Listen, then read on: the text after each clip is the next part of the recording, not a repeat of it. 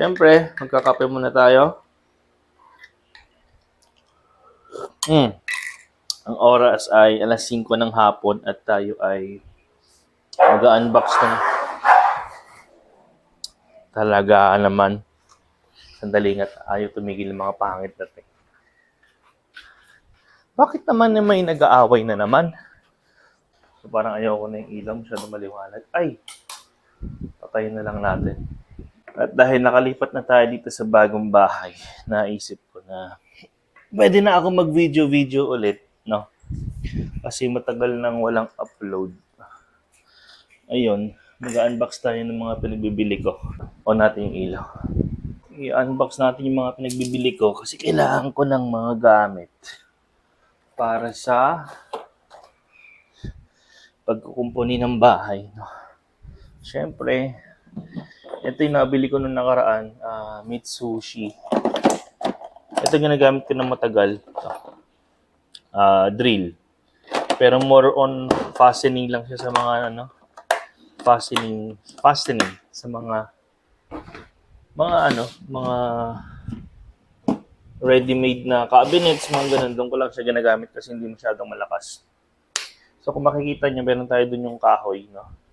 May project kasi akong gagawin sa bahay ng mga doggy. Papakita ko yung bahay ng mga doggy mamaya. Kasi gagawa tayo ng gate, yung deck, yung beds nila. Tapos, yung main door gagawin ko. Kasi gagawin kong enclosed siya. And then, lalagyan ko ng aircon yung kwarto nila. So, bumili ako ng impact drill sa Inco, no? Nung isang araw. Kasi kailangan ko ng pambutas ng pader. Ayan. So, ito siya. Meron akong drill pero hindi siya sufficient para magbutas ng pader, magbutas ng bakal, ganun. Ito siya. Hindi ko pa siya nabubuksan actually. Bukas ko pa siya matetesting or baka sa weekend kasi may trabaho pa. Siyempre, meron tayong lagari. Kunwari marunong, no? Tapos bumili ako ng drill bits para sa ano ba to? Para sa concrete. Tapos meron akong for wood na drill bits. So, ito siya. From Inco doon. Tapos kailangan natin yung flat screw tsaka screwdriver. No? Tapos level. Tapos may meter tayo dito. Tapos, meron akong nabibili online na kailangan kong gamitin. Na kailangan ko kasi mas mura kaysa pumunta ako sa mga hardware. May gunting nga pala ako, no? Ayan. So, natuwa lang ako. Naka-sale kasi. And alam kong baka hindi ko pa rin naman magagamit to. Pero wala lang. Gusto ko lang bilhin, di ba? You know, chisel. Pait. Well, pag maglalagay ka ng ng pinto, ito, kailangan mo to sa bisagra di ba? Para maganda yung form nung lalagay mong bisagra. At saka, magagamit ko pa sa ibang bagay for sure. Mumurahing pait. Yeah. Tapos meron tayo ditong sandpaper handle, no? Para kapag nagliliha ka, hindi mo kailangang hawakan mismo yung liha, no? Gagawin mo, yan, iipit mo lang dito yung liha. Kukuha ka lang ng peraso, yung lapat dito, tapos iipit mo dito. I-grip niya ganon, both ends. So, i-grip niya yung liha para hindi mo kailangang hawakan. So, may maayos kang handle. Yan, ganyan siya. Panglihan ng makapal na mukha. Tapos, meron tayo dito.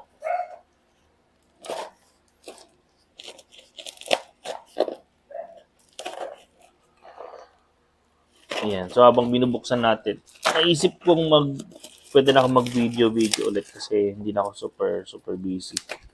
Noong mga nakaraan kasi is sobrang busy talaga. Tapos yung pag-aasikaso mo pa ng paglipat ng bahay, yung mga kailangan gawin. So, ayun. Bumili ako ng... ito pala yung dumating. Ito yung parang expansion screw. Hindi, parang block screw to.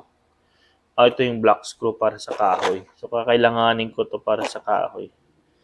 Kasi, ito yung gagamitin ko sa kahoy. Ito siya. Gypsum screw. In short, ito yung isang brand para sa mga block screw. Yan, 400 pieces. So, ang size ng in-order ko is for 2 inches. Kasi yung kapal ng mga gagamitin ko kahoy is for 1 inches lang. So, pag pinagpatong mo siya, tama lang yung 2 inches. Dami to. 400 pieces for only parang 150 pesos. Matibay na rin to. Aw. O, diba? Okay. Next, dahil wala akong tamang martilyo. Bumili din ako martilyo. Shopee. Siyempre, para mura. Discounted yan. Basta, ano ka. Inco, martilyo. So, meron tayong martilyo from Inco. Mukhang matibay naman. Mukhang okay naman. No? So, kung mapapansin nyo, may magnet siya dito. Yan o. Magnet. Okay. Maganda naman yung grip niya. And legit naman from Inco store. And then, lastly, meron ako ditong hindi pa dumating eh. Umorder din akong bisagra eh. Tsaka, kailangan ko ng tech screw o di kaya yung expansion screw para sa wall anchor. Yan, bisagra. So, bumili ako ng makapal-kapal na ito siya. 1, 2, 3, 4. Kasi dalawa yung gate na gagawin ko. Pero bibili pa ako ng dagdag nito sa mga susunod dahil gagawin ko rin yung pinto nila. Right. Ayan siya. Ihigo po na tayong kape.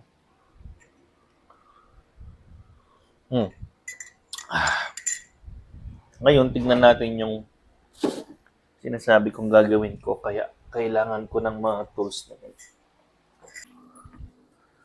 Cotton. Ito si Cotton, si Rigor, si Marites, si Lena, si Peppa, si Peanut, si Floki, si Frosty. Nandun si Kondo sa loob.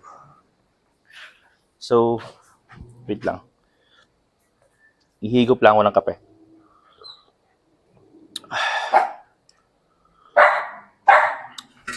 Wait. Ito yung bagay ng mga doggy. Ito palagi nag-aawit ng dalawang parang kambal na ewan eh. Ayan, ito siya. So, ito yung kailangan kong gawan ng madumi yung sofa. Ito yung ginagamit nilang lumang sofa na dito sila natutulog. Nilalagyan ko lang ng bedsheet. So, ito yung kailangan kong gawan ng deck bed, ng lower tsaka upper deck bed para sa kanila. Tapos, ito yung kailangan kong gawan. Kailangan kong gawan ng gate. Yung part na yan. Yan yung part na yan.